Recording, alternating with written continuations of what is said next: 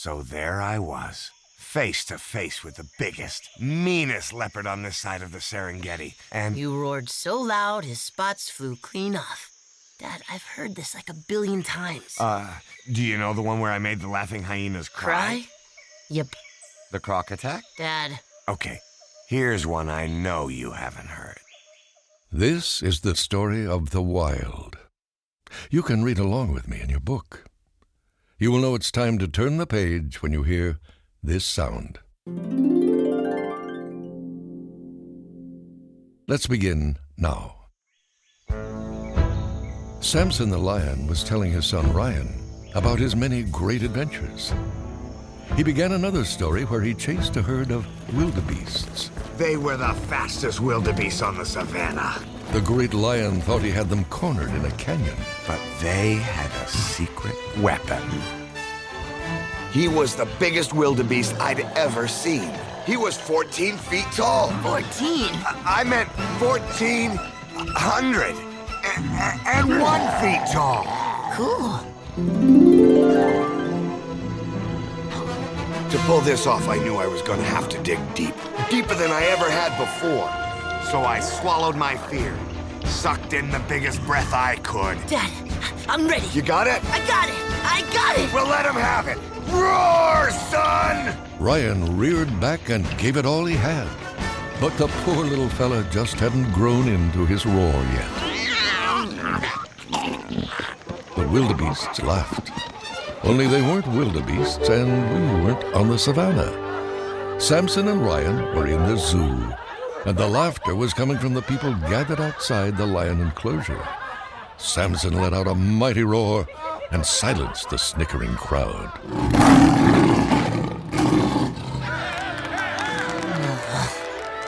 Story of my life. Your roar stops a herd of wildebeest. Mine makes the babies laugh. Poor Ryan shook his head and walked away.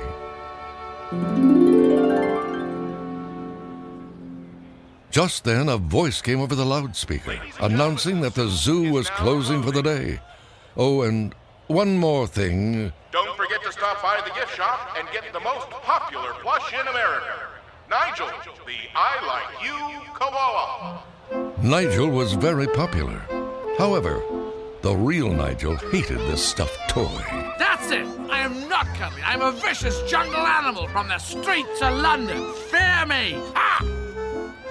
Now, not many people know this, but after a zoo closes for the evening, the animals leave their enclosures and frolic about the zoo. They can do whatever they want. At this zoo, all the animals gather to watch their favorite sport, turtle curling. And this evening's game was a big one. Samson's team included Bridget the giraffe, Benny the squirrel, and Larry the anaconda. Tonight they were to play the champions, a team of hard-playing penguins. Samson really wanted Ryan to be at the game, but Ryan was feeling pretty low. He felt he could never live up to the legend of his father, Samson the Wild. So he wandered off and met up with his friends, Ease the hippo and Duke, a kangaroo. The mischievous pair had plans for the herd of gazelles. But Ryan was having second thoughts. Maybe we should just go to the game. I thought you wanted to be wild, dude. They just breezed right past the little lion and prepared to charge the gazelles. Trying to stop his friends, Ryan opened his mouth, but only a little roar came out. No! Back at the game, the great lion hurled his turtle toward the winning goal, when suddenly the ground began to shake. Samson turned and found out why. Stampede! Everyone panicked, and the thundering gazelles trampled through the zoo, completely destroying the game. As quickly as it started, it was over. As the dust settled, Ryan discovered he was face to face with his father. Told you I'd come to the game. You think this is funny? All you do is sit up in your tree and sulk. If you would just what is it? What's the problem? Is all this because you can't roar? Ryan, I didn't mean You know what I'm doing when I'm soaking up in my tree? I'm thinking how great it would be if Samson the Wild wasn't my father. 'Cause This would make being Ryan the Lame a whole lot easier. Then he turned and walked away. As he moped, he found himself at the loading dock. The green boxes. Ryan had heard from the pigeons that those green boxes go to the wild. Perhaps if he could sneak into one, he'd go to the wild and learn how to become a great lion like his dad.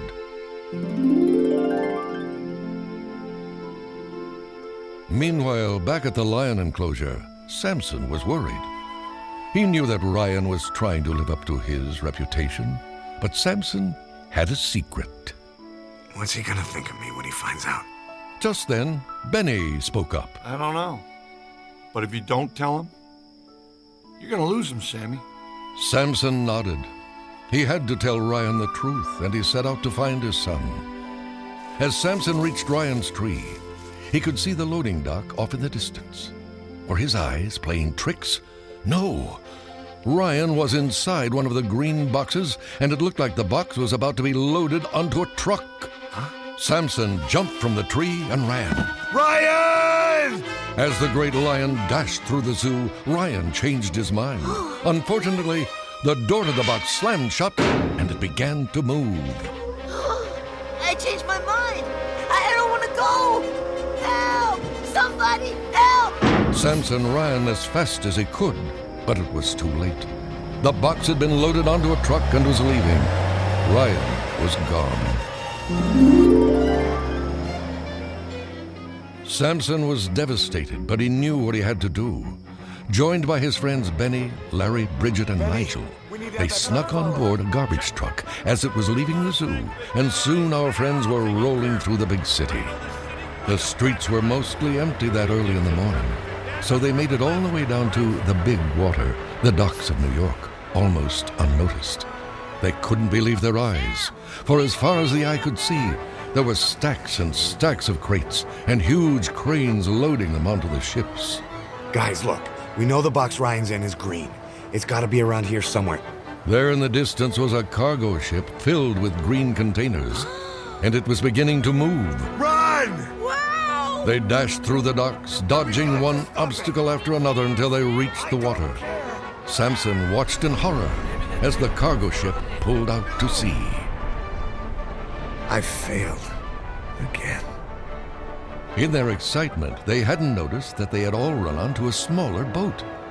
They could use it to follow Ryan. One question remained. Exactly how do a lion, a giraffe, a snake, and a koala drive a boat? Nigel chimed in. Perhaps now is a good time to improvise.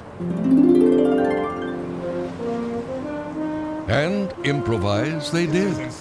Everyone worked together, and the animals managed to pilot this little boat across the vast ocean. With the help of a passing flock of Canadian geese, they reached the shores of the wild. Samson led the group through the brush until they found a small shipping port.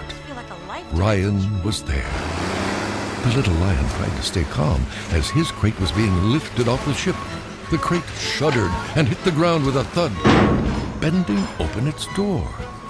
Ryan inched forward into the light. Suddenly, one of the dock workers screamed. Samson and his friends had come down to the docks. But Ryan was too caught up in the panic to notice it was his father and ran like crazy. Samson tried to follow, but the sight of the great lion had created chaos, and he lost track of Ryan as they entered the jungle. Deep in the wild, Samson was frightened. Remember when I said that Samson had a secret? Well, the secret was that Samson was never in the wild. He turned to his friends. I can't protect you out here. Please just go back to the boat. I've got to find my son. Bridget, Benny, and Larry headed back to the boat with Nigel bringing up the rear. They were surprised and saddened by what Samson revealed about himself. Suddenly, they were surrounded by wildebeests. The lead wildebeest, named Blag, shouted, Get them! The friends were trapped. Benny tried to fight them off, but was quickly knocked out, and they dragged the others away.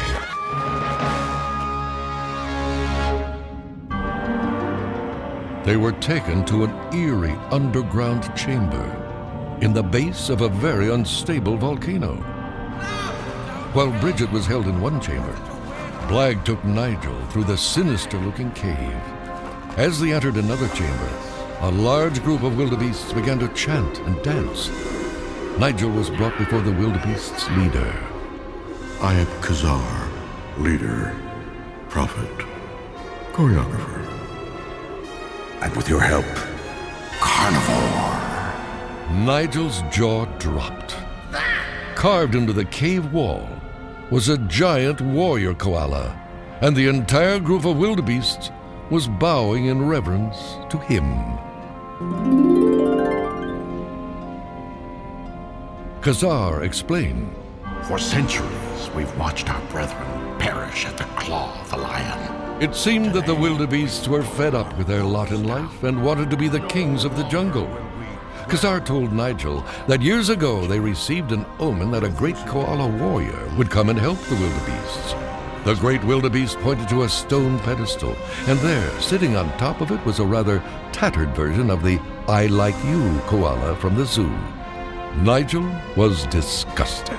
Oh, no, not you! While Nigel enjoyed being treated like a god by the wildebeests, Samson was having some self-doubt. You can do this. Use your instincts. Off in the distance, he heard something. It was Ryan. Like lightning, he burst into a clearing, and there was Ryan. He was being attacked by vultures. But just as Samson scared away the vultures, a herd of wildebeests surrounded them. Run! Run! The wildebeests chased them through the jungle. They hid up in a tree as the herd ran on. Ryan didn't understand why his dad didn't fight them. Dad, you should be chasing them. Like you used to. Those were just stories. But now's your chance to show me for real. Ryan, I can't fight them. Then he told Ryan his secret.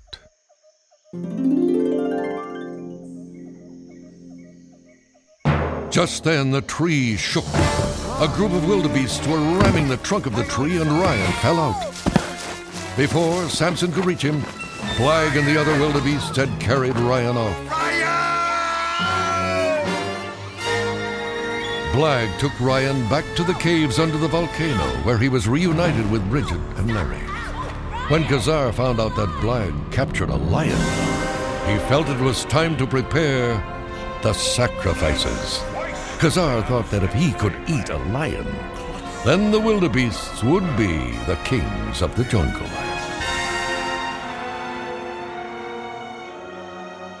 Back in the jungle, Samson felt hopeless. I'll never be a real lion. Wrong! It was Benny. He had recovered from his battle with the wildebeests. You are a real lion. Doesn't matter where you're from. Zoo, jungle, goldfish bowl. It's what's in here. That determines who you are. Now he's out there, Sammy.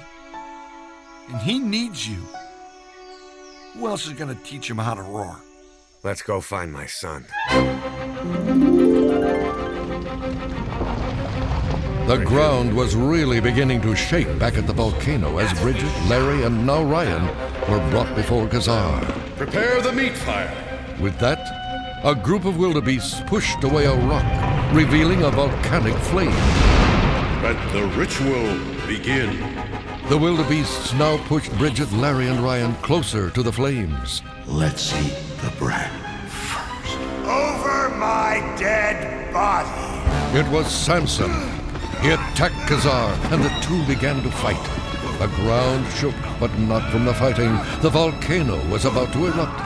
Kazar charged and pinned Samson against the wall. Bridget, Larry, and Benny knew they had to help. Using one of their curling tricks, they charged the fighters, and Samson was freed. Kazar fell to the ground with a thud, but he was getting up. Benny called back to the group. We gotta find something bigger! Ryan stepped forward. I know where we can find something bigger. Digging deep, he let out a mighty roar and leaped at Kazar, clawing into his back. Kazar shook Ryan off, and the little lion hit the wall and slumped to the floor. Kazar then turned to Samson. The great lion dug in. Just as Kazar was about to pounce, Samson let loose the mightiest roar ever roared.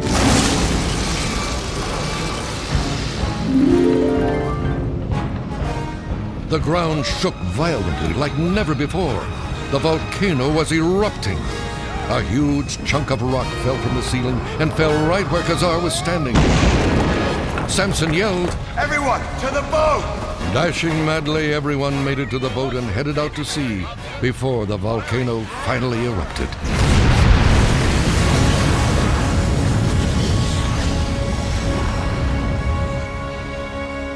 They were safe. Ryan looked to his father. You know, Dad, this will be our first story of Samson and Ryan the Wild. Samson smiled proudly at his son. I don't think anybody's gonna believe it. And you know what? That didn't matter. You see, what really mattered was that all of them had found out that courage comes from being who you really are. Because when you have to, when it really counts, there's a great lion in all of us that can let out a mighty roar.